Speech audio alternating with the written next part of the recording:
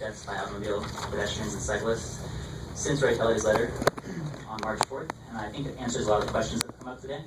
I've added some of the things I've written, added to what I've written here, some of the stats I knew off the top of my head that'll answer more of your questions. But since that March 4th letter, 63 pedestrians and cyclists have been killed by automobile in New York City. That's just over 6 months. More people than are sitting in this room have been killed. In 2/3 of these deaths, the NYPD declared no criminality suspected within hours of the crash, long before the crash investigation squad could have thoroughly completed their investigation. In 6 of these, the pedestrian was killed on the sidewalk. In 9 of these, the pedestrian was killed in the crosswalk, and the driver was admittedly turning, clearly failing to yield right of way, and still no charges. This clear disconnect between the strong circumstantial evidence of driver culpability and the premature exoneration of the drivers by the NYPD make the other 26 cases in which the NYPD declared no criminality suspected suspect themselves.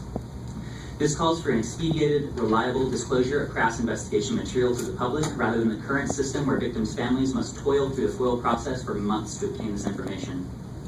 Since Ray Kelly's letter, there have also been 14 cases, another 25%, where a driver killed a cyclist or pedestrian and fled the scene. In only 4 of these hit-and-run cases has the driver been apprehended.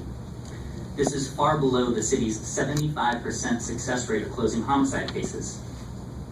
And in all 4 of these deadly hit-and-run cases where the driver was actually apprehended by the NYPD has only charged the driver with leaving the scene, not with any crime related to the death of the pedestrian, despite the driver either feeling the need to flee or claiming not to have noticed they killed someone. In only 1 court case over this period of time was a deadly driver charged with a DUI, and that is the only thing he was charged with. A charge that typically carries a small fine and a mandated substance abuse class, despite killing someone. The statistic I'm going to add to my report here that came up, you brought this up, James Vaca.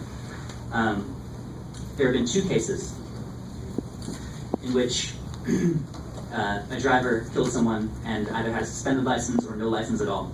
Both of those drivers were only charged with not having a valid driver's license. They were not charged with the crimes that resulted in the death of the pedestrian. In only 4 cases of these 63 cases, just 6% were drivers charged with manslaughter or murder or reckless endangerment. And all of these were rather exceptional cases, such as one during a police chase and another in which the driver admitted to intentionally killing her boyfriend. It seems clear to me that the NYPD, to deter traffic violence and make our streets safer for all, need to do a better job of investigating deadly hit and runs.